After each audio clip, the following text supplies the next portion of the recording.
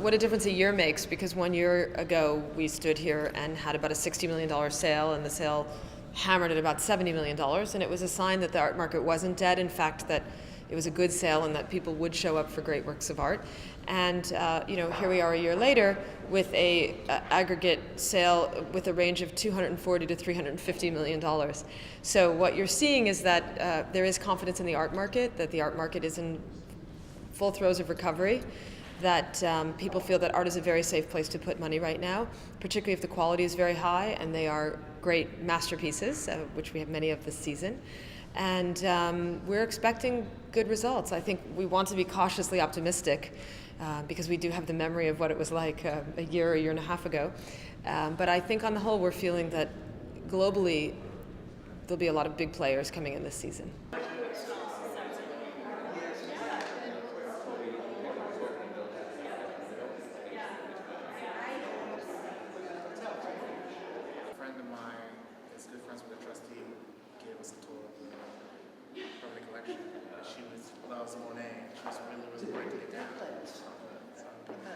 The Juan Gris behind me dates from September 1913. It was one of a group of paintings he executed in the Pyrenean hillside town of Serres, and it was a series that Juan Gris himself prized above nearly all his pre-war output. In fact, when he sent a group of paintings, including the present work, back to his dealer in Paris, Daniel Henry Kahnweiler, Gris writes a very excited letter about the material he's sending to Paris, and he singles out this picture, violin and guitar, for special praise, calling it his favourite with lots of exclamation marks.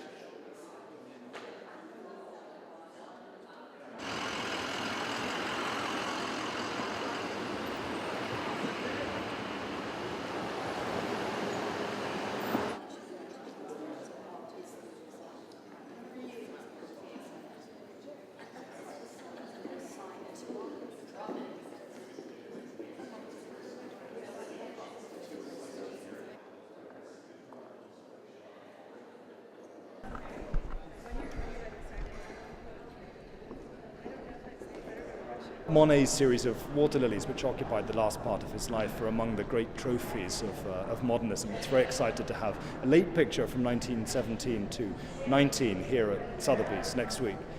These are paintings which, as is often the case with an artist's last years, his late work, were long misunderstood by collectors and by the marketplace. Today, Monet's late water lilies are understood to be a pivotal link in the chain on the way to abstraction. There are a series of pictures which have an incredibly contemporary feel about them. When one thinks about the brushwork of de Kooning and the abstract expressionists, for example, one can see a clear precedent in this picture, as indeed the all-over treatment of the canvas. This is a paper with masking tape. At the end of the 60s, he loved paper. He likened it to the color of sand. Remember, he moved to East Hampton in 1960 at the end of the 60s. MoMA will have the retrospective in 2011 of de Kooning's work. I think one of the standouts is this de Kooning from 1969, the Montauk 3. You know, he made 5 Montauk pictures, sort of homages to where he lived and moved in 1961, left New York, and experimented with landscape and also the figure, having done both bodies of work, both landscape and figure. So you see in 1969 this sort of culmination, it all comes together where he has this wonderful, joyous, abstracted figures. You don't know whether there's one or several figures on the beach here in this scene.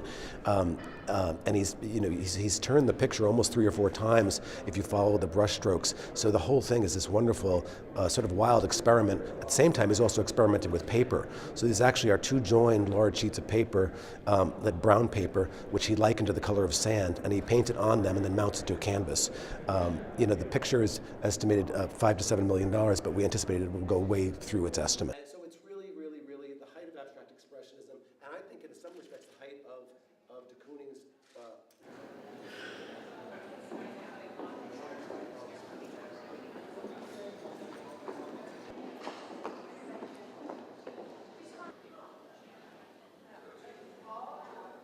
We already had some very good responses to these icons, whether it's the Modigliani or the Warhol or the Rothko. And I think that we don't know what they will make, but we know that there are several very serious contenders who, at the moment of the auction, when I have the gavel in my hand, will make up their mind how much they want to spend.